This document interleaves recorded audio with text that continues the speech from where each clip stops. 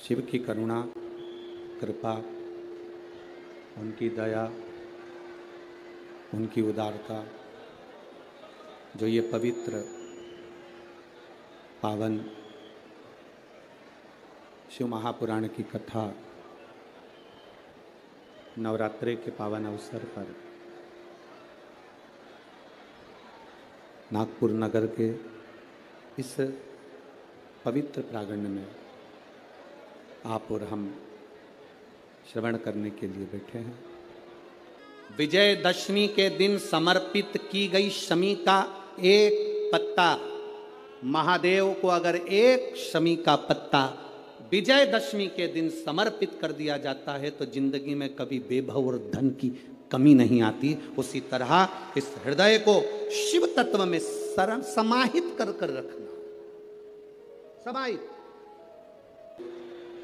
शिव महापुराण की कथा में आज चतुर्थ दिवस है। चतुर्थ दिवस की कथा आज यहाँ प्रारंभ हुई है। भक्ति और मुक्ति का साधन शिव महापुराण की कथा, जो संपूर्ण जीवन में एक आनंद की अनुभूति कराते हैं।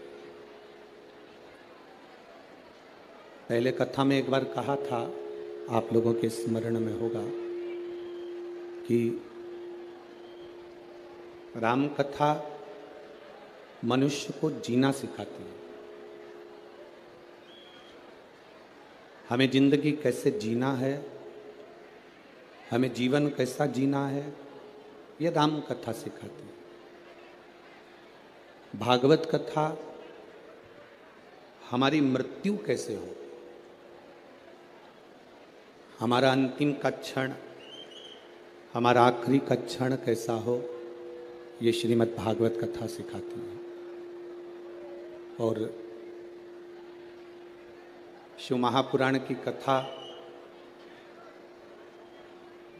हम अपने जीवन को जीते जी,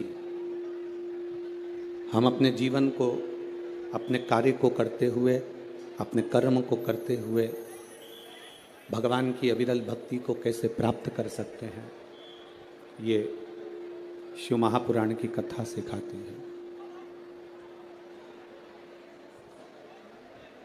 कथा के पंडाल में पहुंच जाना एक अलग विषय है।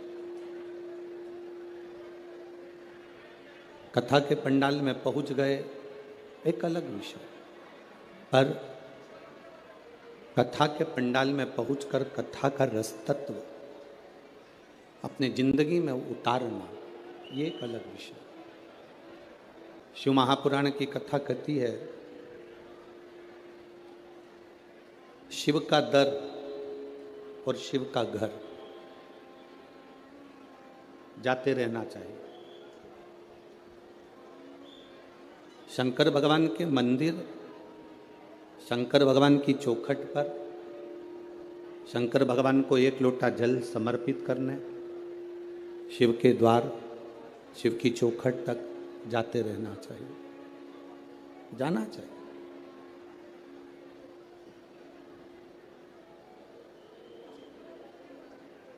सारे घर द्वार जब छूट जाते हैं, अंत समय में जब हमारा घर, परिवार, दरवाजा, द्वार सब छूट जाता, तब उस समय पर इस शरीर में से प्राण भी छूट जाते हैं, शरीर में से प्राण भी निकल जाते हैं। अकेला शरीर, ये बॉडी, ये शरीर पड़ा रहता है। फिर इस शरीर को शंकर के दरवाजे तक लोग लेकर जाते हैं, शिव के द्वार तक लेकर जाते हैं।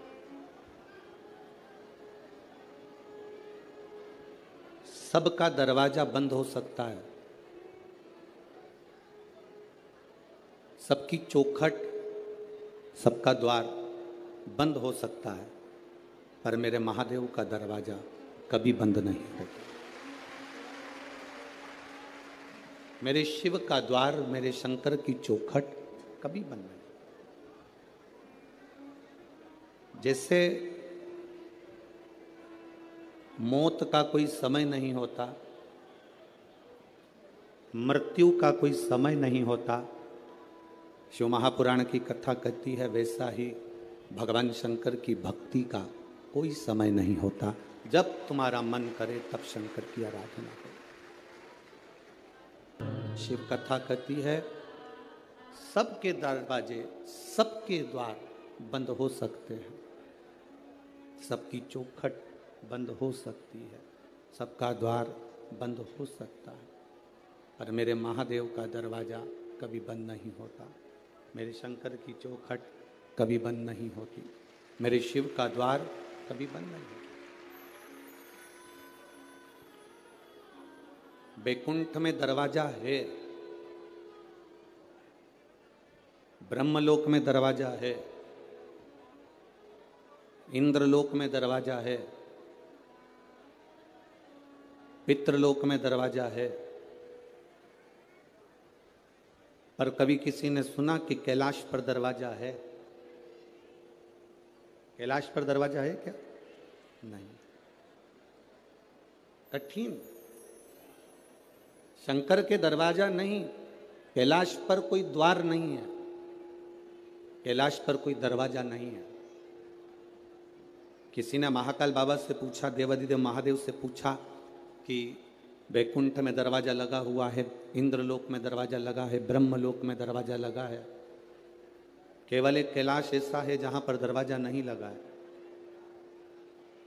आप भी अपना दरवाजा क्यों नहीं लगवा लेते? आप भी द्वार क्यों नहीं लगवा लेते? भगवान शंकर ने कहा,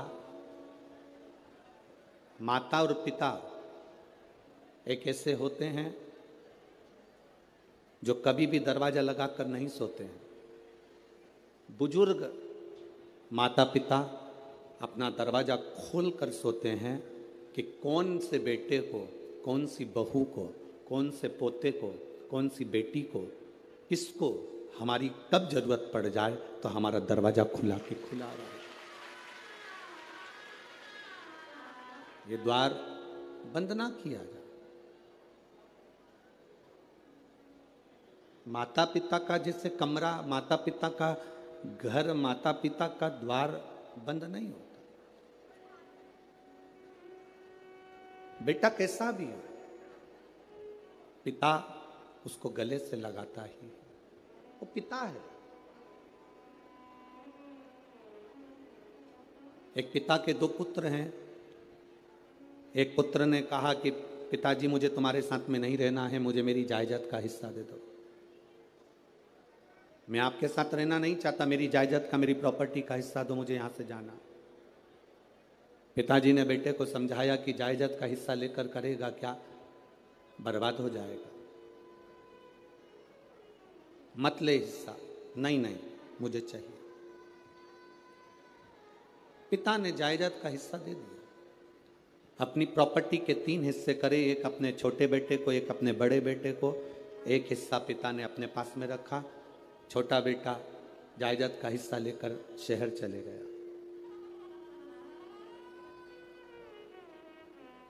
शहर में गया तो उसके बहुत सारे मित्र बन गए, बहुत मित्र।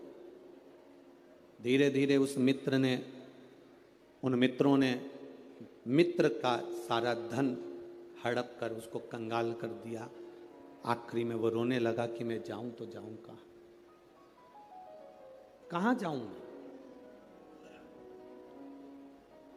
उसने सोचा कि अब तो पिताजी से मैं अपनी प्रॉपर्टी का हिस्सा भी ले आया, पिताजी से मेरी जायदाद का हिस्सा ले आया, मैं कहां जाऊंगा। पर उसने सोचा एक बार पिताजी के पास चलते हैं। 8 साल के बाद बेटे को बाप की याद आई, पिता की याद आई। 8 साल के बाद, और बेटे को याद आई, पिता के पास में गया। पिताजी खेत में काम कर रहे थे, फसल लगा रहे थे। बेटे ने देखा पिताजी फसल लगा रहे हैं। पिता की दृष्टि बेटे पर पड़ गई। पिता दोनों हाथ फैला लिया बेटा आकर अपने पिता के गले से लग गया। बेटे ने कहा, पिताजी मेरी पूरी प्रॉपर्टी सब समाप्त हो गई, मेरा धन पूरा चले गया, आप मुझे चिल्लाएंगे नहीं? पिता कहते हैं, धन चले गया कोई बात नहीं, प्रॉपर्टी चली गई कोई बात नहीं, पर मेरा बेटा मेरे पास आ गया, इससे बढ़कर कोई धन नहीं, इससे बड़ा कोई सुकून नहीं जिंदगी का।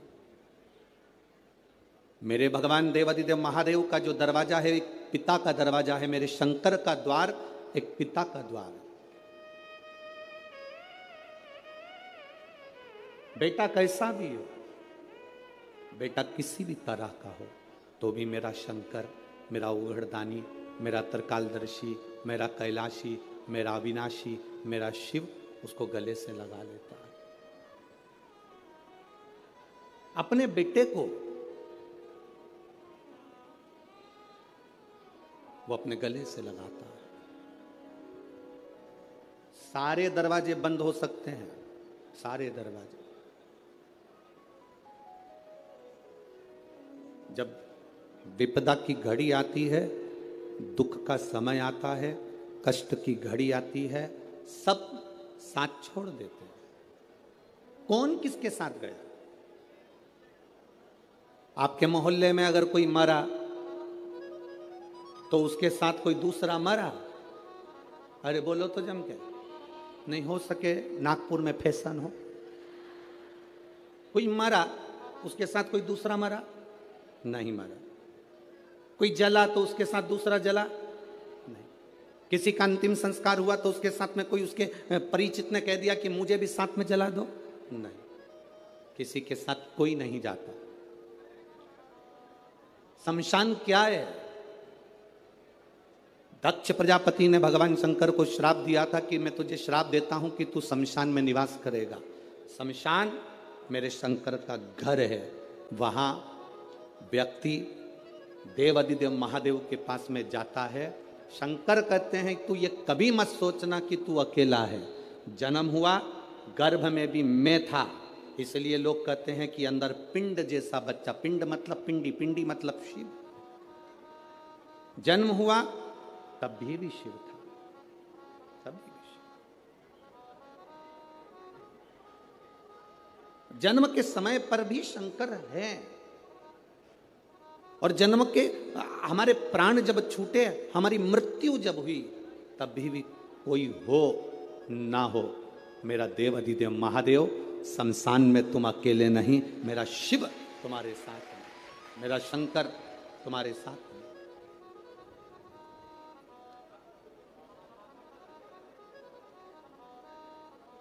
संसार में दो चीजें दो लोगों से नहीं पूछी जाती है।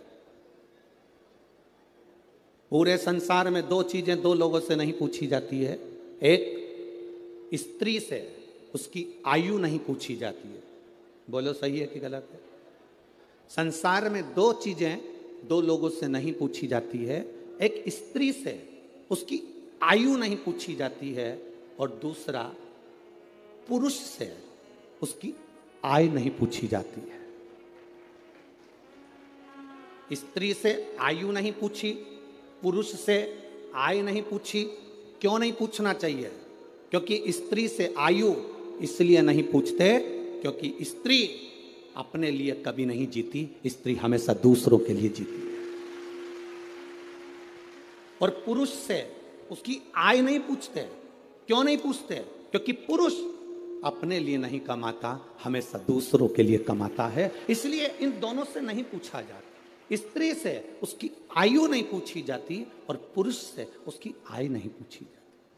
आदमी किसके लिए कमा रहा है? सवेरे 8 बजे से दुकान पर बैठता है, रात को 10-10 बजे तक दुकान पर बैठता है, दिन भर मेहनत करता है। आप में से कितने लोग हैं जो दिन भर मेहनत करते हैं तो सोने की रोटी खाते होंगे, चांदी का कटोरा पूरा की पूरा खा जाते होंगे? अगर करोड़पति भी करोड़ों का धन कमा रहा है, गरीबड़ा भी अगर धन कमा रहा है, तो वो 2 रोटी ही खा रहा है। एक भिखारी हमारे दरवाजे पर जब भीख मांगने के लिए आता है, वो भीख मांगने नहीं आता, हमको ज्ञान देने आता है। भिखारी भीख मांगने दरवाजे पर आता है तो हमको ज्ञान देने के लिए आता है। भिखारी यह कहने के लिए आता है भैया मुझे रोटी दे दो, भैया 2 रुपया दे दो। वो रुपया लेकर रोटी लेकर तुम्हारे दरवाजे के बाहर एकांत में बैठकर रोटी को खाता है। बोलो खाता है कि नहीं खाता? भिखारी जब दरवाजे पर आता है तो ज्ञान देने के लिए आता है, रोटी मांगता है, दरवाजे पर खाता है। दुकानदार के सामने भिखारी जब मांगने के लिए आता है तो वो ज्ञान देने के लिए आता है, दुकानदार से कहने के लिए आता है कि देख मैं भीख मांग कर खाता हूं तो भी समय पर रोटी खाता हूं, और तू दिन भर कमाता है तो भी रोटी तेरे नसीब में नहीं आ पाती। दिन भर कमाता है तो भी रोटी तेरे नसीब में नहीं आ पाती। 10 बजे का टिफिन तैयार है, पत्नी फोन लगा रही है, सुनो भोजन का टाइम हो गया, 11 बज रही है, 11:30 बज रही है, 12 बज रही है, स्वामी भोजन कर लो, स्वामी आओ भोजन कर लो। पत्नी पति को बुला रही, बच्चे बाप को बुला रहे, पापा समय हो गया अभी तक नहीं आए, भोजन करना है, पापा आओ। भाई भाई को कह रहा है, देख फैक्ट्री बाद में चले जाना, दुकान बाद में चले जाना, चल रोटी खा पहले। पत्नी रोटी के लिए बुला रही, बच्चे रोटी के लिए बुला रहे, पर अभी बस 2 ग्राहक और कर लूं इसके बाद आता हूं, 2 फाइल और निपटा लूं इसके बाद आता हूं, 2 काम और कर लूं इसके बाद आता हूं। और हम जिस रोटी के लिए कमा रहे हैं, जिस रोटी के लिए मेहनत कर रहे हैं, जिस रोटी के लिए हम 24 घंटे लगे हैं, मालूम पड़ा वो रोटी धीरे धीरे छूटती चली गई।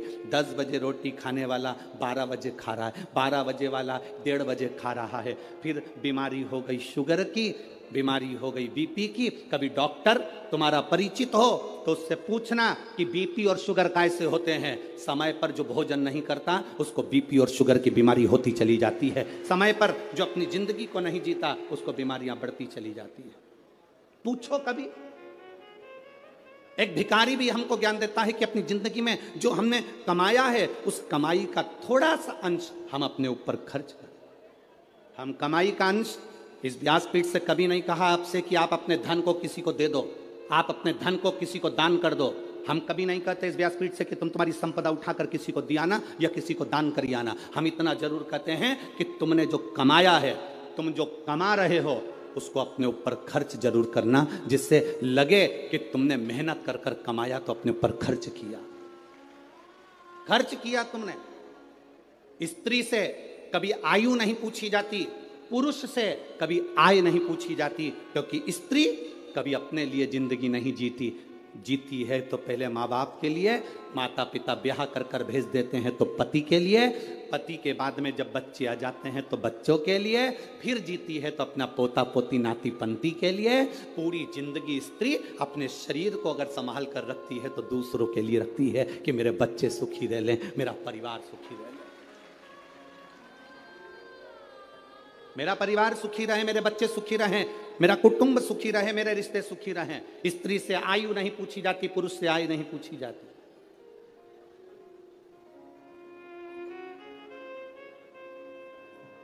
जो दूसरे के लिए जीता है उससे क्या पूछोगे? क्या पूछोगे?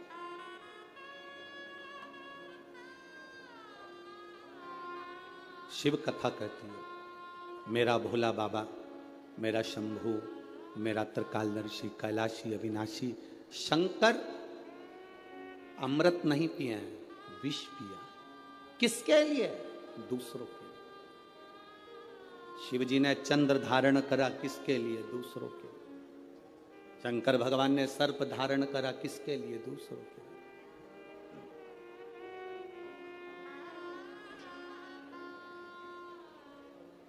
सर्वे भवन्तु सुखी। अपने लिए क्या रखा? क्या रखा? पार्वती जी ने पूछ लिया था भोलेनाथ जी से, बाबा आप सारी दुनिया को देते हो, अपने पास कुछ नहीं रखते हो, क्यों नहीं रखते? शिव जी कहते हैं, पार्वती मुझे रखने की जरूरत नहीं है। मैंने जिसको दिया है अगर वो उसका सही उपयोग करेगा तो उसका एक अंश मेरे पास आएगा। अगर उसने सही उपयोग करा तो उसका एक अंश मेरे पास में आएगा, मेरे करीब में पहुंचेगा। अगर वो सही उपयोग कर रहा है तो। आप किस चीज का सही उपयोग कर रहे हो? नयन दिए मेरे धर्मा बाबा ने दर्शन करने के लिए, इन नेत्रों से हम दिन भर अपने मोबाइल को, अपनी टीवी को देखते रहते हैं। श्रवण दिए भगवान ने कथा को सुनने के लिए, हम इससे कथा श्रवण नहीं कर पाते। मुख दिया मेरे दातार ने भजन करने के लिए, हम भजन नहीं कर पाते। पाँव दिए मंदिर तक जाने के लिए, हम जा नहीं पाते। हाथ दिए जनमानस की सेवा के लिए, हम सेवा नहीं कर पाते। शरीर का प्रयोग करा कहाँ? मुख का प्रयोग करा मदिरा पीने में, शराब के नशे में, गंदे नाली के पानी में। कान का प्रयोग करा निंदा और चुगली और गाली सुनने में। नेत्रों का प्रयोग करा गंदी चीजें देखने में। पाँव का प्रयोग करा गंदी जगह जाने में। हाथ का प्रयोग करा गंदी वस्तुओं को छूने में। हमने प्रयोग करा क्या?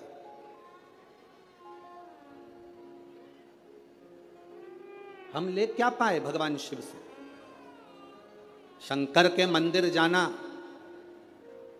जल का पात्र लेकर जाना, वहां से खाली पात्र लेकर मत आना। आपको पहले भी कथा में कहा, बोला था कि नहीं बोला था? शिव जी पे चढ़े हुए जल को थोड़ा सा झेल कर कलश में डालकर जरूर लेकर आना, उसका आचमन करना, घर में छींटना। शंकर के पास जाना तो कभी खाली वापिस मत आना।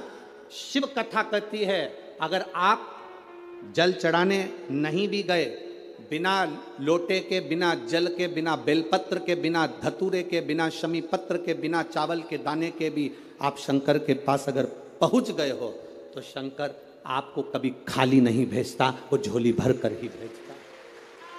शिव भक्ति होती ही ऐसी है। शंकर भगवान की अविरल भक्ति का फल ही यही है। शिव कथा कहती है भगवान की शरणागति के करीब में जब हम जाएं तो हम भगवान से कुछ मांगे चाहे ना मांगे, वो दिल से देता जरूर है, दिल से देता। आप लोगों से एक बात पूछे क्या? जवाब दोगे? अरे बोलो तेरे नागपुर वालों, पक्का? ठीक है। तुम्हारी आर्थिक स्थिति ठीक है, तुम्हारी आर्थिक स्थिति ठीक हो और मानसिक स्थिति ठीक नहीं हो तो आर्थिक स्थिति का कोई कारण, कोई अच्छा फल होगा क्या? जम के तो बोलो जरा। और अगर तुम्हारी आर्थिक स्थिति ठीक नहीं हो, तुम्हारे पास में धन नहीं हो, ज्यादा गाड़ी बंगला नहीं हो, और तुम्हारी मानसिक स्थिति ठीक हो तो उसका फल होगा कि नहीं होगा? होगा ना। उसका फल यही नागपुर की कथा, आज चतुर्थ दिवस की कथा प्रत्येक मानव के जीवन में जानना चाहिए। तुम्हारे घर में धन बढ़े चाहे ना बढ़े, पर तुम्हारा मन और तुम्हारी बुद्धि, चित्त तुम्हारा अच्छा होना चाहिए, तो तुम्हारा धन अपने आप बढ़ जाए। आर्थिक स्थिति ठीक हो और मानसिक स्थिति ठीक नहीं हो तो धन का क्या करोगे? पैसा क्या खाओगे कि डनलप के गद्दे को छाती पे धर के ले जाओगे? क्या करोगे उस धन का? आर्थिक स्थिति से ज्यादा जरूरी है मानसिक स्थिति ठीक होना। मन ठीक नहीं है, दिमाग ठीक नहीं है, बुद्धि ठीक नहीं है, चित्त ठीक नहीं है, तो करोड़ों का धन अलमारी में भरा रहे तो उसका मतलब क्या? मतलब सारे देवताओं में, 33 कोटि देवी देवताओं में, सारे देवताओं की आर्थिक स्थिति बिल्कुल ठीक है। करोड़ों का धन है, संपदा है, सुख है, वैभव है, सबके पास में वैभव है, सबके पास में धन है। पर मेरे बाबा के पास में आर्थिक स्थिति भी ठीक है और मानसिक स्थिति भी ठीक है। वो दुनिया के मन को अपने कंट्रोल में रखते हैं।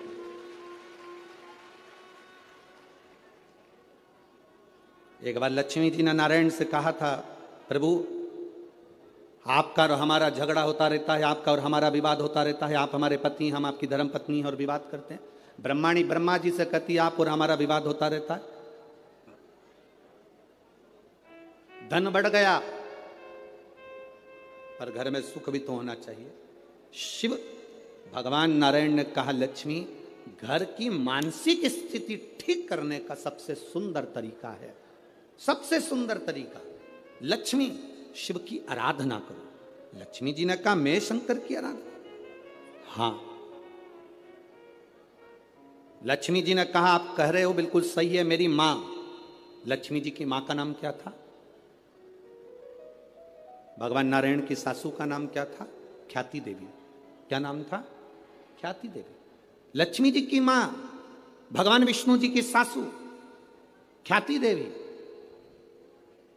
लक्ष्मी जी कहती हैं मेरी मां ने भी मुझे कहा था कि जब मन श्रेष्ठता में ना जाए, मन विचलित हो, मन में चिंता लगी हो, मन विचलितता में हो, तब शंकर भगवान के पार्थिव शिवलिंग का निर्माण कर कर उसकी आराधना करना।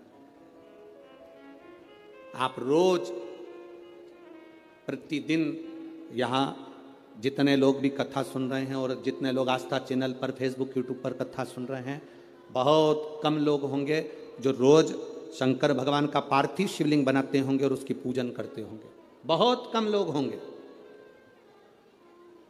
जो पार्थिव शिवलिंग का निर्माण कर कर उसका पूजन करते होंगे, बहुत कम लोग। अगर हम रोज पार्थिव शिवलिंग का निर्माण नहीं कर सकते, हम रोज भगवान शंकर के शिवलिंग का निर्माण कर कर पूजन नहीं कर सकते, तो कम से कम एक काम हम रोज कर सकते हैं, अपने घर से जल ले जाकर शंकर जी को समर्पित कर सकते हैं, जिससे बाबा हमारे हृदय की दशा को जाने। एक कथा आप लोगों ने सुनी होगी, महर्षि वर्तंतु।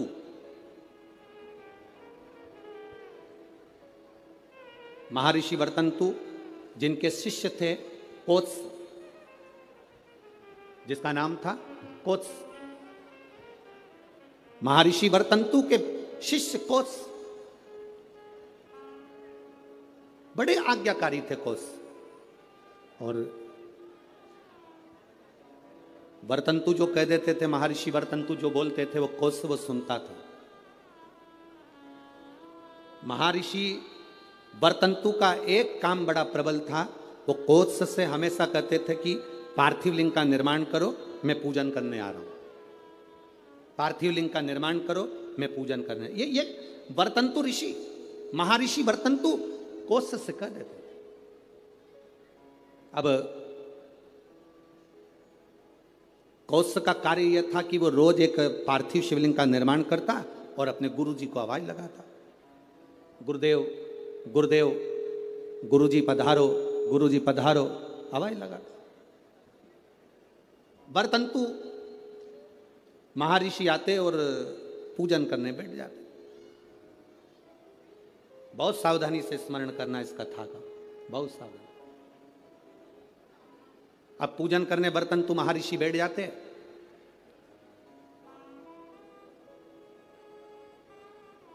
एक बार कोत्स भरी निंद्रा में सो रहा था। उसने स्वप्न में क्या देखा कि कोई काले काले से भयंकर दंत वाले आश्रम में प्रवेश कर रहे। अब भयंकर दंत वाले आश्रम में प्रवेश कर। आप जरा विचार करिएगा, ऋषि के आश्रम में, संत के दरवाजे पर, गुरु के दरवाजे पर कोई भयंकर जीव तो आ ही नहीं सकता, क्योंकि गुरु इतना भजन करा होता है कि सन्यासी, गुरु, संत, साधु, सन्यासी, तपस्वी, साधक, उपासक इतना तप करे होते हैं कि ये यम के दूत उनके पास पहुंचते रहे। पर आज कोत्स ने क्या देखा कि भयंकर मुद्रा वाले, भयंकर दंत वाले, भयंकर विकराल रूप धारे हुए कुछ गण, यम के कुछ गण, यमदूत ये अंदर आ गए।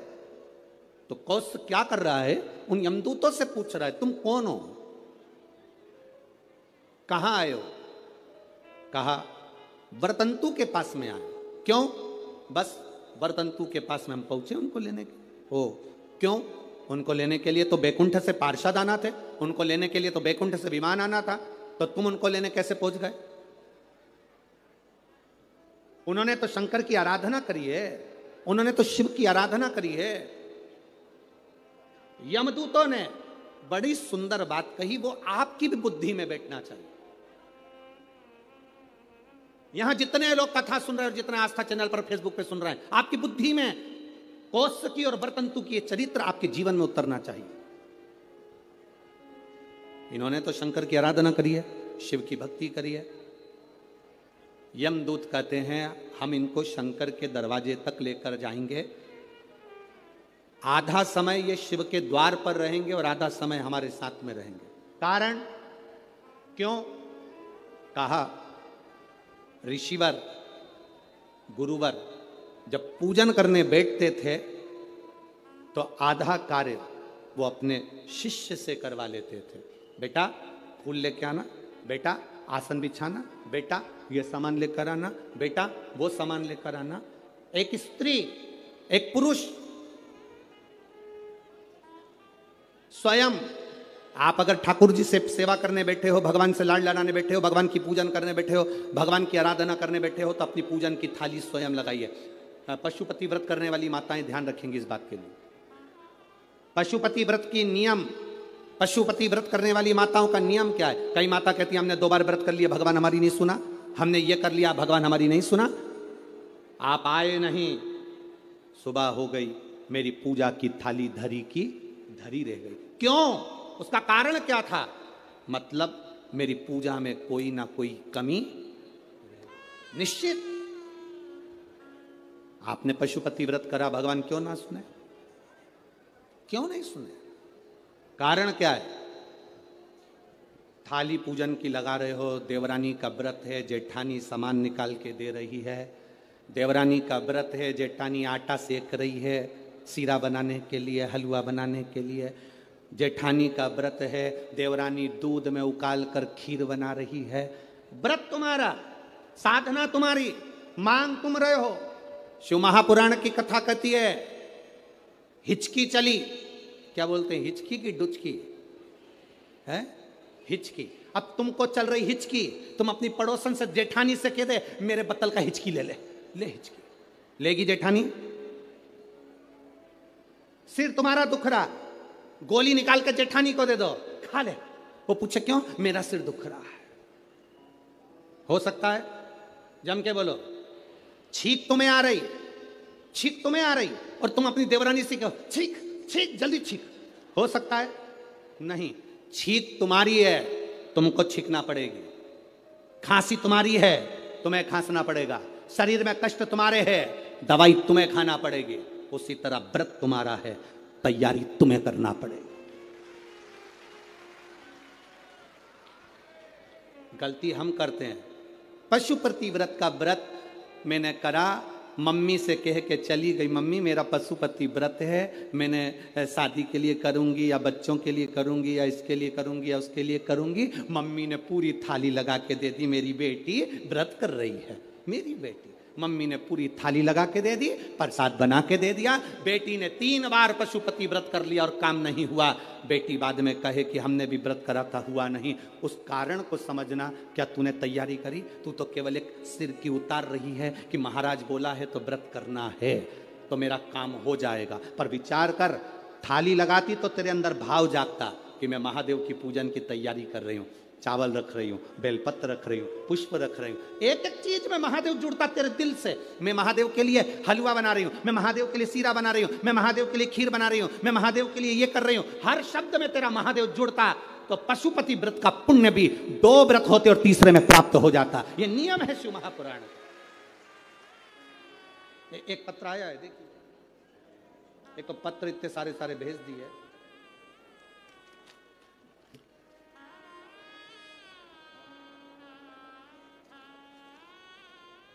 मेरा नाम काजल राहुल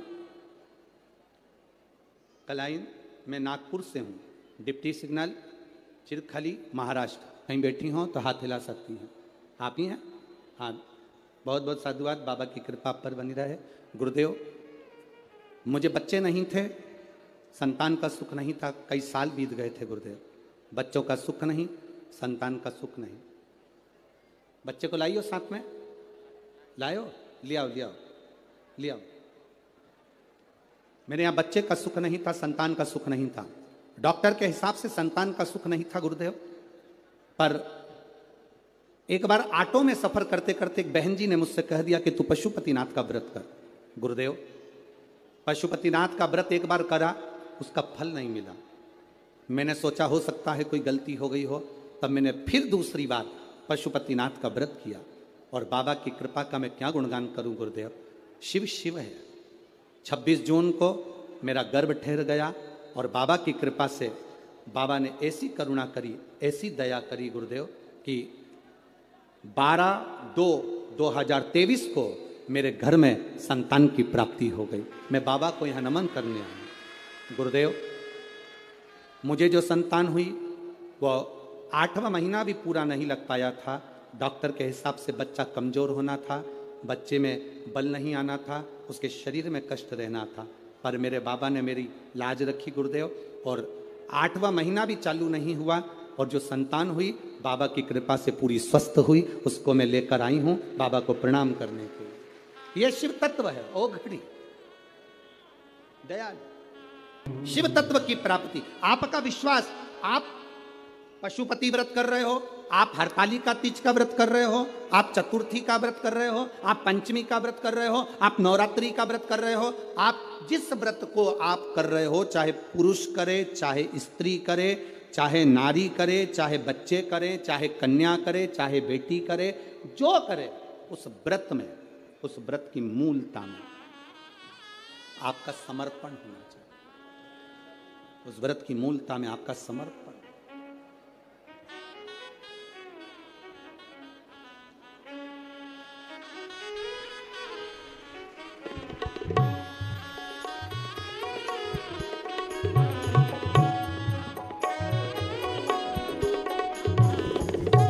जोरदार ताली बजाना।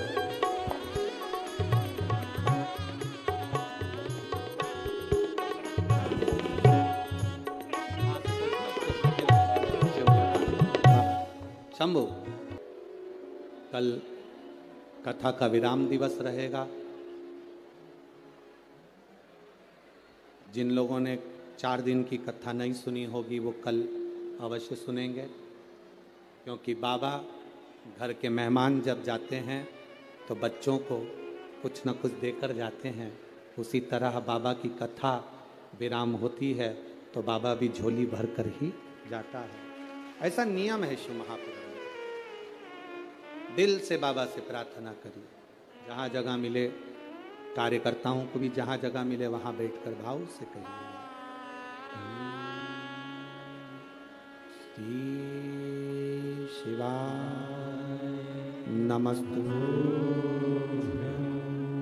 श्री शिवाय नमस्तुभ्यं, श्री शिवाय नमस्तुभ्यं, श्री शिवाय नमस्तुभ्यं, श्री शिवाय नमस्तुभ्यं।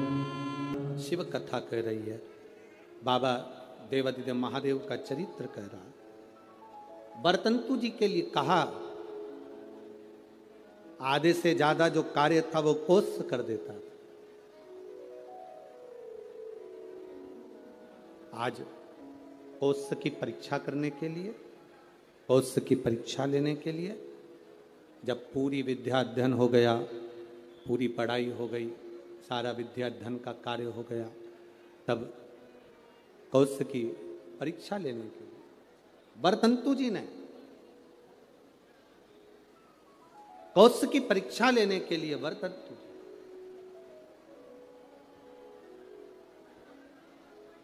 एक बात अपने शिष्य कौश के सामने कहे, कौश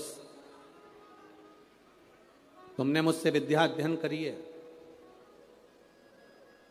अब देखिए शंकर का पार्थिव शिवलिंग बनाकर गुरु को दे देना और गुरु उसकी पूजन करना, उसका फल देखिए कितना विचित्र, उसका फल कितना विचित्र हो। कौश तुमने पार्थिव शिवलिंग का निर्माण करा और निर्माण करने के बाद में तुम मुझे उस शिवलिंग को दे देते हो। तुम कहते हो कि मुझे यम के दूत लेने आए थे, पर वो कहीं ना कहीं उस क्रम में कहीं ना कहीं वो मुझे लेने के लिए आए, परंतु उस भोग को मुझे भोग शिव तत्व को भी जाना है और यमलोक को भी जाना है। कोस, अब मैं आपसे इतना सा कहना चाहूं, बरतंतु ने कहा कोस, तुमने मुझसे विद्या अध्ययन करी है, आज विद्या अध्ययन के फल स्वरूप मेरी जो दक्षिणा बनती है वो मुझे दीजिए। गुरुवर क्या दूं मैं आपको, बोलिए। शिव कृपा देखिएगा कितनी प्रबल होती है। केवल पार्थिव शिवलिंग का निर्माण कर देना, पूजन कोई करे कर रहा है, अपने क्षेत्र में, अपनी कॉलोनी में, अपनी सोसाइटी में, अपने एरिया में कहीं शंकर का मंदिर बन रहा है, शंकर का शिवालय बन रहा है, बन सके आप उसमें सहयोग प्रदान करना, नहीं बन सके तो किसी की टांग मत खींचना कि ये मंदिर क्यों बनवा, ये शिवालय का निर्माण क्यों कर रहे हो, शिवालय क्यों बनवा रहे हो। केवल शंकर भगवान के पार्थिव लिंग का निर्माण करने वाले उस कोष पर शिव कृपा कैसी होती है, वो कथा यहां वर्णन कर रहे। बरतंतु जी ने कहा, बरतंतु का, अब बरतंतु ने कहा कोस, एक कोस, मैंने जो तुमको विद्याध्ययन कराया उसकी दक्षिणा। कोस ने कहा, गुरुवर ये पूरा जीवन आपके लिए है, ये पूरी जिंदगी आपके लिए, आप बताइए क्या दे सकता हूं, क्या प्रदान करूं मैं, आप बोलिए। कोस, तूने मुझसे विद्या अध्ययन करी है, 14 करोड़ सोने की मुद्रा, मेरी विद्या अध्ययन जो तूने करी उसके फल स्वरूप तुझे देना पड़ेगा। कितनी करोड़? 14 करोड़।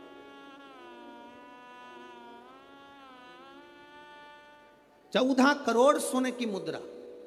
कोस की आंखों में जल भर गया, गुरुदेव मेरे पास तो इतना धन नहीं है, मैं 14 करोड़ आपको सोने की मुद्रा कैसे दे सकता हूं, फिर भी गुरु ने मांगा है, मैं लाकर जरूर दूं।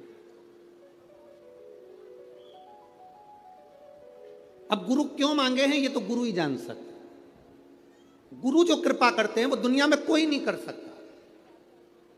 एक संत, सदगुरु, शिव का उपासक, भगवान की भक्ति करने वाला, दिन रात शंकर का स्मरण में डूबने वाला, दिन रात राम नाम कृष्ण नाम की भक्ति में डूबने वाला, केवल उसकी आंख की दृष्टि ही पड़ जाती है तो जीव का कल्याण हो जाता है। वो सहज नहीं है गुरु।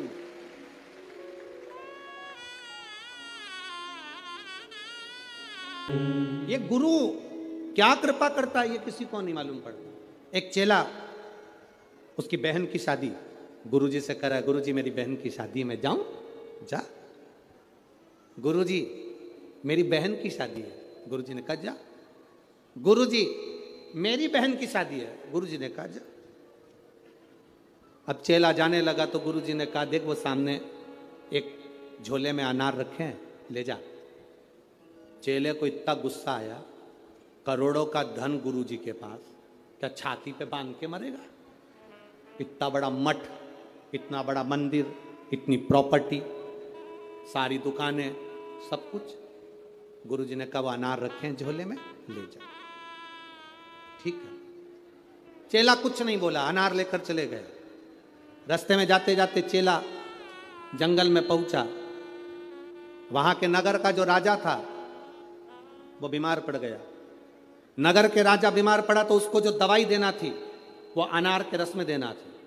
पूरे मार्केट में देखा तो अनार नहीं मिला, वृक्षों पर अनार नहीं मिला। सैनिक ढूंढते ढूंढते जंगल में पहुंच गए, इसके झोले में अनार मिला। इसने इनसे अनार मांगे, उसने कहा नहीं ये मेरे गुरुजी ने दिया है मेरी बहन की शादी के लिए, मैं नहीं दे सकता। जबरदस्ती अनार लिए, उसको बंदी बनाकर राजा के महल में ले गए। राजा को दवाई दी, राजा ठीक हो गए। राजा ने कहा अनार कहाँ से आए? ये लड़का है ना, ये बालक, इसके पास से। बेटा तुम्हारे पास अनार कहाँ से आए? मेरे गुरुजी ने दिए थे, मेरी बहन की शादी में जा रहा हूँ, मेरे गुरु ने दिया। बेटा अनार तो हमने खा लिया, अब एक काम करो, तुम्हारे अनार से मेरे प्राण बचे, तुम चिंता मत करो, राजा ने अपने मंत्रियों को बुलाकर कहा कि इसकी बहन की शादी एक राज कन्या की शादी जैसी होना चाहिए, राजकुमारी की शादी जैसा होना चाहिए, जाओ करो। राजकुमारी की जो शादी होती है इसकी बहन की शादी वैसी होना चाहिए, राशि ठाट से बहन की शादी करी जाए। अंबार पीतांबर रतन माणिक मोती सोना चांदी हीरा पन्ना सब लगाया गया,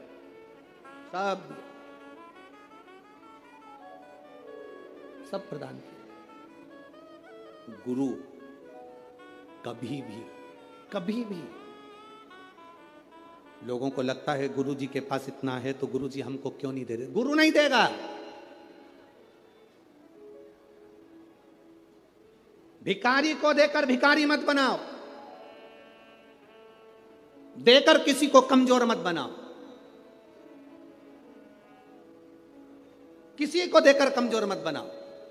इसीलिए तो भारत की भूमि पर आत्मनिर्भर भारत बनने जा रहा है कि स्वयं आत्मनिर्भर बनिए,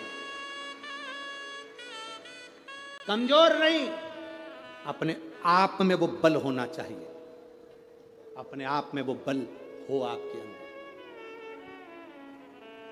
गुरु अपने हाथ से अपनी झोली में से धन निकालकर 50,000 1 लाख 2 लाख 5,000 2,000 गुरु कभी नहीं देगा। गुरु आपको अगर धन दे देगा तो फिर गुरु किसी काम का नहीं। गुरु अगर देगा तो ऐसा सामान, ऐसी कृपा, ऐसी दृष्टि गुरु दे देता है जिससे जिंदगी में तुझे किसी के आगे हाथ ना फैलाना पड़े, वो गुरु देता। किसी के आगे हाथ ना फैलाना पड़े वो गुरु कहता है। आज तक इस व्यासपीठ से आपको कभी भभूति दी? अरे बोलो जम के। कोई बेल दी, कोई नारियल दिया, कोई सामान दिया? नहीं। इस व्यासपीठ से केवल एक बात कही कि शंकर के मंदिर जाना, एक लोटा जल चढ़ाना, उसके दरवाजे जाते रहोगे वो तुमको छोड़ेगा नहीं और तुम्हारी जिंदगी को सार्थक कर देगा। बिना भभूति, बिना बेल, बिना नारियल के भी ये दुनिया के पत्र ये भरे पड़े हुए हैं और इससे दुगने ये नीचे रख, उससे दुगने ये बिना भभूति के और बिना पत्र, बिना नारियल के और बिना बेल, ये पत्र जिसमें केवल और केवल तुम्हारा भरोसा और तुम्हारा विश्वास और उसके सिवाय कुछ भी नहीं।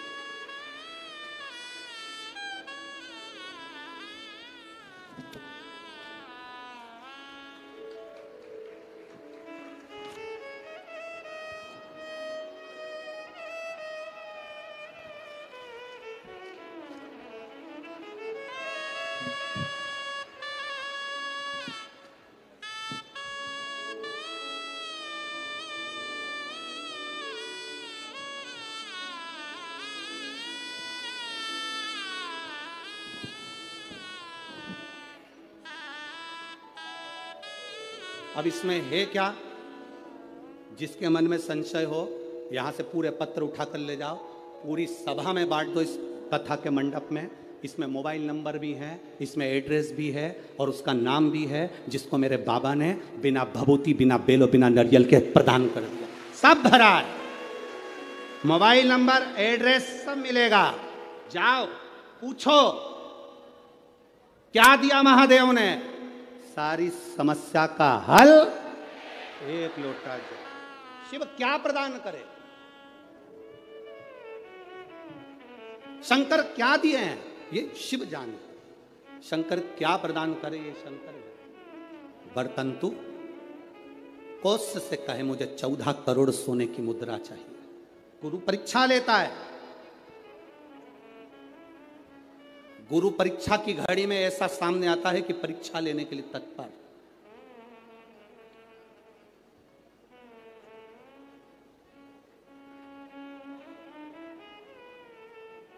ली परीक्षा,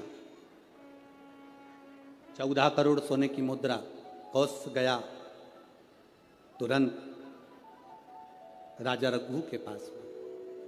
राजा रघु से कहा, महाराज 14 करोड़ सोने की मुद्रा मेरे गुरु जी को देना है, मैं ब्राह्मण का बालक हूं, आप दे दो। राजा रघु ने कहा, 14 करोड़ सोने की मुद्रा देने के लिए मना नहीं, पर मैंने अभी यज्ञ करा था, उस यज्ञ में मैंने सोने की मुद्रा सब संतों को, ब्राह्मण जन को बांटी है। मेरे पास में इतनी मुद्रा नहीं, थोड़ी बहुत निकल जाएगी, 1 करोड़ दे दूंगा, 14 करोड़ कहाँ से लाऊं। राजा रघु ने कहा, पर ब्राह्मण मेरे दरवाजे से खाली ना जाए, रुकिए, मैं इंद्र पर आक्रमण करता हूं। गुरु गुरु है, इंद्र पर आक्रमण करता हूं।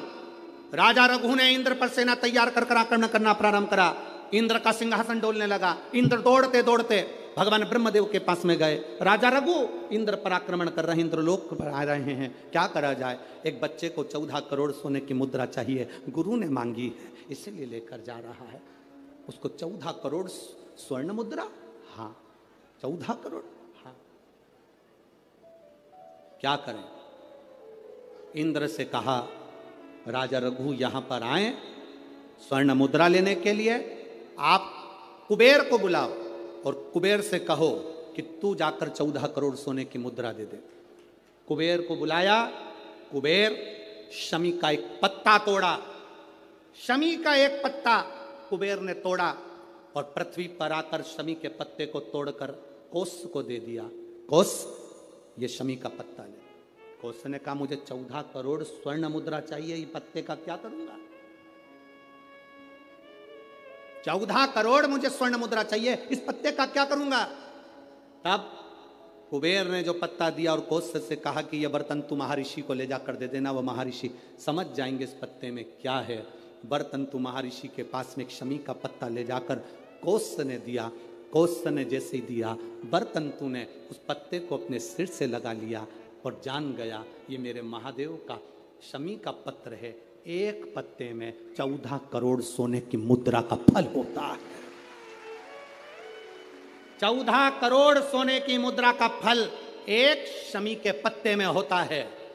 तुरंत बर्तंतु महर्षि ने शंकर की आराधना कर कर शिव जी से हाथ जोड़कर प्रार्थना करी, बाबा प्रकट हो। देवादिदेव महादेव प्रकट होकर कहते हैं, बर्तंतु मांगो तुम्हें क्या चाहिए। बर्तंतु कहते हैं, बाबा शरदीय नवरात्रि पूर्ण होने पर जो विजयदशमी आए, उस दशमी के दिन जो एक शमी का पत्र भूलवश भी महादेव को समर्पित कर दे, उसकी जिंदगी में कभी संपदा की कमी ना आए। एक शमी का पत्र, एक शमी का पत्ता 14 करोड़ सोने की मुद्रा से प्रबल हो जाता है। एक शमी का पत्र। आज भी कई जगह पर विजयदशमी के दिन, कई स्थानों पर विजयदशमी के दिन शमी के पत्ते का लेन देन होता है। शमी के यहाँ होता है कि नहीं होता हमको स्मरण नहीं है, महाराष्ट्र में तो, पर कई जगह पर होता है। यहाँ पर भी शमी का जो पत्र होता है विजयदशमी के दिन लोग देकर उसको प्रणाम करते हैं, माता पिता को नमन करते हैं। क्यों? आप अपने बच्चे हो, आपसे पूछेंगे, आपकी औलाद आपसे पूछेगी, आपके आने वाली पीढ़ी आपसे पूछेगी, माँ ये कौन सा नाटक बनाकर रखा है तुम लोगों ने, शमी का पत्ता दे, शमी का पत्ता ले, मिलने जाओ तो शमी का पत्ता क्यों लिया दिया जाता है। बच्चे पूछेंगे। आज की पीढ़ी बहुत प्रश्न करती है, उसको उत्तर देना पड़ेगा कि एक पत्ते में 14 करोड़ स्वर्ण मुद्रा का फल होता है। एक शमी के पत्र में आज के बच्चे जो प्रश्न करेंगे उसका उत्तर देने के लिए तुम्हें तैयार रहना पड़ेगा। उस उत्तर को तुम्हें देना पड़ेगा कि ये शमी का पत्र विजयदशमी पर क्यों लेन देन किया जाता है, शमी का पत्र क्यों शिव के मंदिर में जाता है, शमी के पत्र की मूलता क्यों होती है, इसको समझाना। एक शमी पत्र में वो फल है। और केवल यही नहीं, शमी के वृक्ष के नीचे, बेलपत्री के वृक्ष के नीचे अगर भूल से भी बच्चा, बूढ़ा, कोई व्यक्ति एक पार्थिव शिवलिंग का निर्माण कर लेता है, भूलवश भी उस पे जल समर्पित कर देता है, भूलवश भी उसके भाव से पुष्प या शमी पत्र या बेलपत्र भी चढ़ा देता है, तो वो इस संसार में कहीं ना कहीं सुख भोगता ही है, उसके जीवन में दुख नहीं। शमी पत्र की मूलता, शमी पत्र की मूलता क्यों कहते हैं?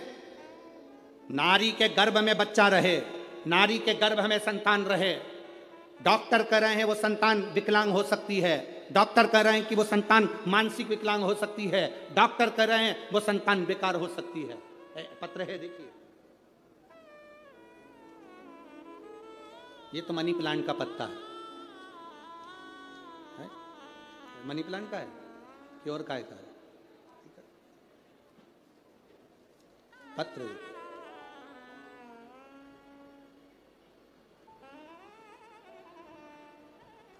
मेरा नाम निशा श्रीवास, भवानी नगर, पारड़ी, नागपुर। मोबाइल नंबर ये है। कहीं बैठी हैं? आप ही हैं? हाथ हिलाइए एक बार।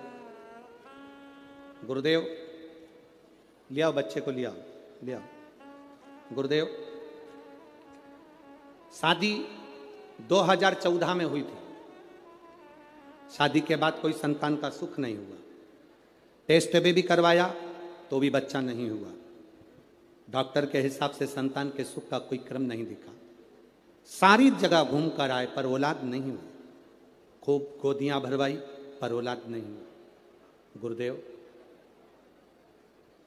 परिवार के किसी व्यक्ति के कहने पर बाबा का पशुपति व्रत किया और बाबा के पशुपति व्रत के साथ में सफेद आंकड़े की जड़ का प्रयोग किया। बाबा ने कृपा करी। गुरुदेव, संतान गर्भ नहीं ठहरा। फिर सीहोर गए, बाबा कुबेरेश्वर महादेव को प्रणाम करा।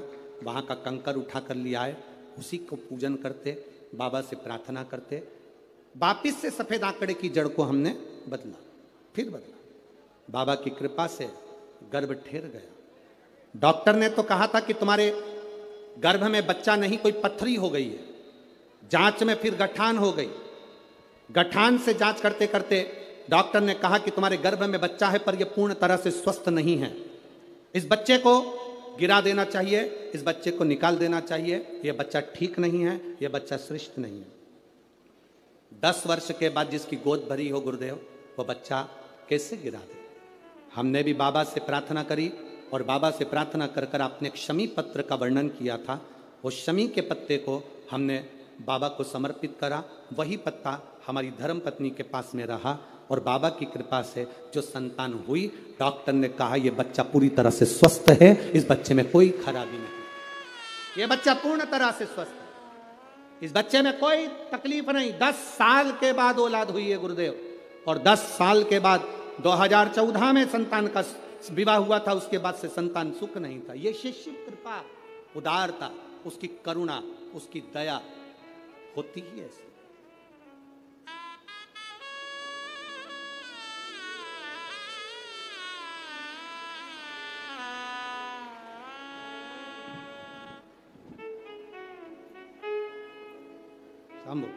देख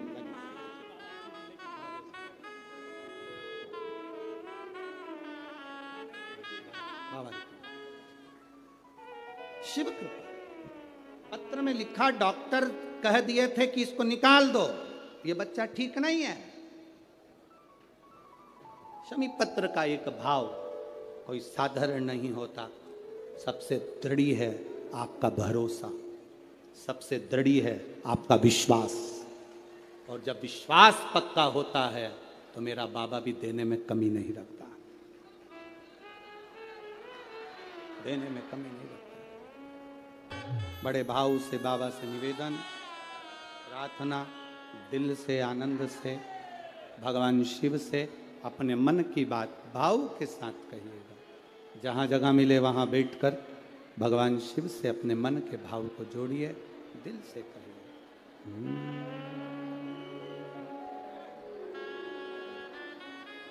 श्री शिवाय नमस्तु। श्री शिवाय नमस्तु। श्री शिवाय नमस्तु। श्री शिवाय नमस्तु। श्री शिवाय नमस्तु। शिव कथा कह रही है महाराज। वरतंतु ने एक शमी पत्र से जीवन का एक आनंद बता दिया। आप भी प्रयास करो, विजयदशमी के दिन एक शमी पत्र बाबा देवादिदेव महादेव को समर्पित करो। भगवान शंकर को शमी पत्र, बेलपत्र सुख देने वाले। जैसे तारकासुर को मारने के लिए भगवान षडानंद कार्तिकेय प्रकट होते हैं,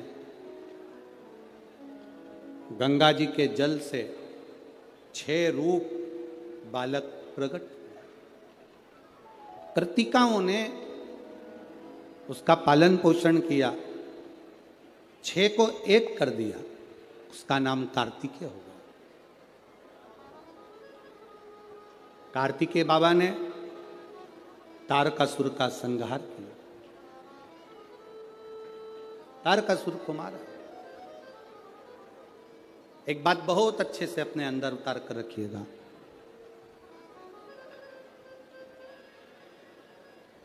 शरद पूर्णिमा से लेकर कार्तिक की जो पूर्णिमा है,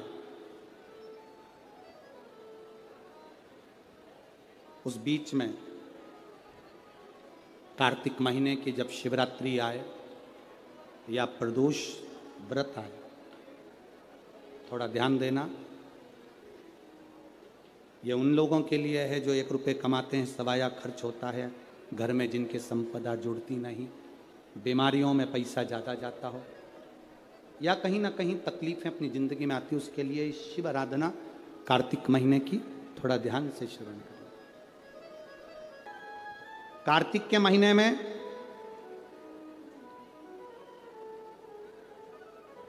पूर्णिमा से पूर्णिमा के बीच में जो सोमवार पड़े, प्रदोष पड़े, शिवरात्रि पड़े, प्रयास करना, अगर बहुत कष्ट की जिंदगी चल रही हो तो शिवरात्रि, प्रदोष और जितने सोमवार पड़ रहे हो कार्तिक में 4-5 जो सोमवार पड़े, उसमें एक बेलपत्र अशोक सुंदरी वाली जगह पर और शमी पत्र देवादिदेव महादेव के ऊपर, ये 2 जगह पर अवश्य चढ़ा। 1 महीने में जितने सोमवार पड़ जाएं और प्रदोष पड़े और मासिक शिवरात्रि पड़े, उसमें अवश्य चढ़ा। बेलपत्र कहाँ चढ़ाना है? जम के बोलो जरा। अशोक सुंदरी की जगह। और शमी पत्र कहाँ चढ़ाना है? देवादिदेव महादेव के ऊपर। एक बार चढ़ाकर देखो, आपके जीवन का जो आनंद है, जो अपने हृदय की कामनाएं हैं, अपने हृदय के भाव हैं, कार्तिक का जो महीना है भगवान षडानंद कार्तिकेय जी के लिए मूल है। इस षडानंद कार्तिकेय जी ने जब तारकासुर का संहार किया था, तारकासुर को जब मार दिया था, तो 33 कोटि देवताओं ने षडानंद कार्तिकेय जी को वर प्रदान किया।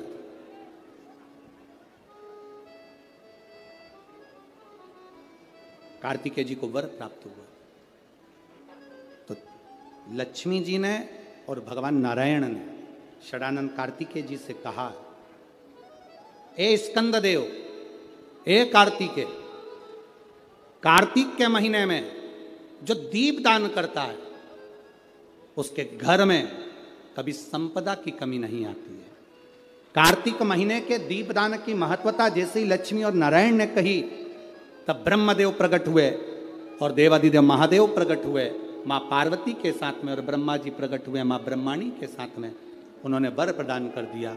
षडानंद कार्तिकेय भूलवश भी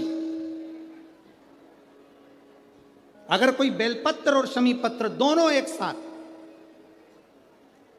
आपकी बहन अशोक सुंदरी और आपके पिता देवादिदेव महादेव को शमी पत्र जो समर्पित कर देगा, षडानंद कार्तिकेय इस कार्तिक के महीने में देवादिदेव महादेव कहते हैं उसके यहां कुबेर का भंडार शिव भर देते हैं। एक शमी पत्र, फिर समझिएगा, ये जो बेलपत्र है ये आप समर्पित करेंगे अशोक सुंदरी वाली जगह पर। कहाँ समर्पित करेंगे? अशोक सुंदरी की जगह। और शमी पत्र आप समर्पित करेंगे देवादिदेव महादेव के ऊपर। बस इसमें एक चीज का स्मरण अपने को करना है, जब अपन अशोक सुंदरी की जगह पर बेलपत्र चढ़ाएंगे तो ये डंडी का जो मुख है ये महादेव के जो खाली स्थान है, खाली वाली जगह, उसी ओर होगा। शमी पत्र की जो डंडी का मुख है, इसी की ओर, जिस ओर तुमने बेलपत्र चढ़ाया है उसी ओर शमी पत्र की भी डंडी का मुख उसी ओर होगा। जहां पर आप बेलपत्र की डंडी का मुख रख रहे हैं उसी ओर शमी पत्र की डंडी का भी मुख उसी ओर होगा।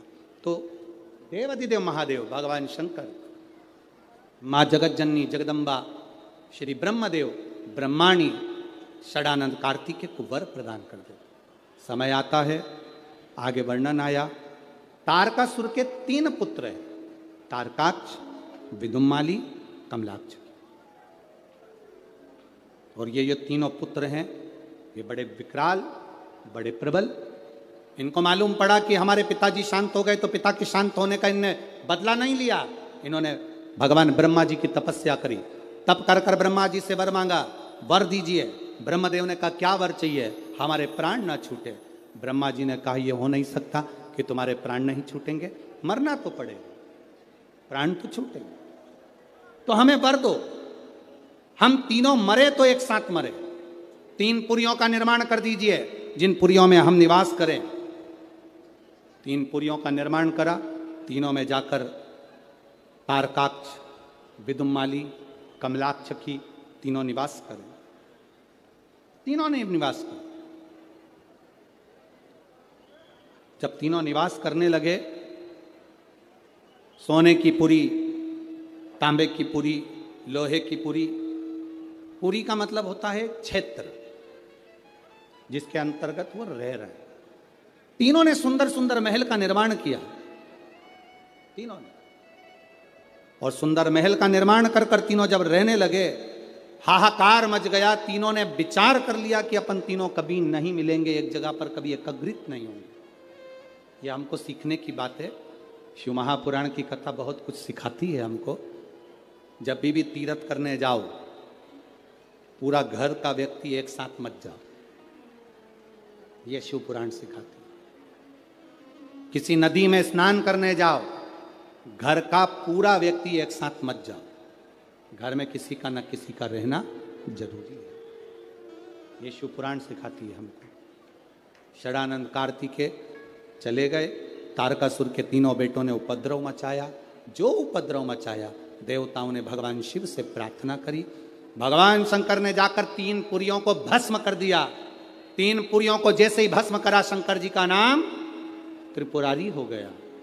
भगवान शंकर जब त्रिपुरारी बन गए, आगे वर्णन आया, शंकर जी से प्रार्थना करी, बाबा इन तीनों का संहार करिए। देवाधिदेव महादेव ने देवताओं से कहा कि तुम सब पशु बन जाओ और मैं तुम्हारा पति बन जाता हूं। भगवान एक बड़े नंदी का रूप धारण कर लिए, और भगवान शिव ने एक बड़े नंदी का रूप धारण कर कर देवताओं से कहा तुम पशु बनो। देवता पशु बनकर भागने लगे, भगवान शंकर पीछे पीछे उनके भागने लगे। देवताओं से भगवान शंकर ने कहा पशु बनकर जाना, तीनों पुरियों में प्रवेश कर जाना, तीनों पुरियों के राजाओं को एक जगह इकट्ठा कर लेना, मैं उनका संहार कर दूंगा। तीनों पुरियों के राजा एक जगह एकत्रित हो गए। शंकर भगवान बड़े नंदी का रूप लेकर उनको मारने के लिए सींग से पछाड़ने लगे। जैसे तारकाक्ष विदुम्माली को पछाड़ा, नीचे से कमलाक्ष की निकल गया, उसने फरसा उठाकर शंकर भगवान का सिर काट दिया। बड़े नंदी का रूप देवाधिदेव महादेव लिए थे। जैसे ही पशु भगवान पशुपति बनकर जो गए थे, उनका जो सिर कटा वो नेपाल में जाकर गिर गया, धड़ केदार में जाकर गिर गया, तो केदारेश्वर हो गए। और शीश गिरा नेपाल में, तो पशुपति नाथ, भगवान शिव पशुपति नाथ। शंकर जी ने देखा कि ऐसे मरने वाले नहीं हैं। शिव जी अपने असली स्वरूप में आ गए। हाथ में त्रिशूल लेकर देवाधिदेव महादेव ने तारकाक्ष विदुम्माली को मारा। पीछे से कमलाक्ष फिर आया। शंकर भगवान ने उसी त्रिशूल के पीछे के नोक से कमलाक्ष की को मार दिए। तीनों के प्राण छूट गए। देवताओं ने पुष्पों की वृष्टि कर दी। चारों तरफ आनंद की अनुभूति हो गई। बोल पशुपतिनाथ भगवान की। हर हर महादेव। बोल बम का नारा है, सारी समस्या का हल शिव तत्व की प्राप्ति हो गई। जानकर देवताओं ने आनंद पाया। भगवान शंकर जी ने पाशुपत्य अस्त्र और पाशुपत्य व्रत दोनों को प्रकट किया। क्या क्या चीज प्रकट करी? जम के बोलो जरा। पाशुपत्य अस्त्र और पाशुपति व्रत। पशुपति व्रत की विधानता कही। 5 सोमवार का व्रत, पूजा की थाली जो लगती है वो शाम को भी वही जाती है। 6 दिए, प्रसाद का भाग, मंदिर में जाकर 3 हिस्से होना, 6 दिए को रखकर 5 दिए प्रज्वलित करना, 3 हिस्से प्रसाद के हो जाएं तो 2 हिस्सों को छोड़ देना मंदिर में, 1 हिस्से को, और जो बिना जला हुआ दिया है उसको वापिस अपनी थाली में रख लेना। बाबा से प्रार्थना कर कर 6ठे नंबर का जो दिया लेकर गए हो अपने घर के दरवाजे में राइट हैंड प्रवेश करते हुए सीधे हाथ की ओर बैठकर घर की ओर मुख कर कर दिए को जला देना। ऐसे भोजन करते समय सबसे पहले बाबा का जो प्रसाद लाए हो उसे खा लेना। ऐसे 5 व्रत होते हैं। 5वें व्रत में जब पूरा व्रत होए तब श्रीफल भेंट और कुछ भी 108 दाने चावल के हों, फूल हो, पंखड़ी हो, पत्ती हो, बाबा को समर्पित। बाबा से प्रार्थना, बाबा मैंने आपके पशुपति व्रत करे हैं, स्वीकार करना बाबा। पशुपति व्रत के चलते चलते 5 व्रत के अंदर अगर कभी जिंदगी में अपने क्षेत्र में शिव महापुराण की कथा 200-300 किलोमीटर दूर भी हो रही हो तो एक बार सुनकर जरूर आना। बाबा आपके मन की मुराद को पूर्ण जरूर कर देगा। आप में से भी कई माताओं के पशुपति व्रत होंगे, हैं, कईयों के होंगे, और उस बीच में आपको ये 5 दिन की शिव महापुराण की कथा में 1 दिन की भी अगर कथा मिली है तो समझना कि बाबा की कृपा आप पर हुई है। ये शिव तत्व। 5 पशुपति व्रत का महत्व। गणेश जी महाराज का विवाह रिद्धि सिद्धि के साथ हो रहा है। जिन्होंने 5 दिन की कथा ना सुनी हो, कल की कथा बाबा से प्रार्थना कर कर श्रवण करिए, भाव के साथ सुनिए। रिद्धि सिद्धि भगवान गणेश जी के गले में जयमाला पहना रही हैं। जोरदार ताली बजाएं। गणेश जी महाराज रिद्धि सिद्धि के गले में जयमाला पहना रहे हैं। रिद्धि सिद्धि वापिस माला को निकाल कर श्री गणेश जी महाराज के गले में दी है। गणेश जी ने अपना दोनों हस्त कमल रिद्धि सिद्धि के कंधे पर रखा है। बोल गणेश जी महाराज की। हर हर महादेव।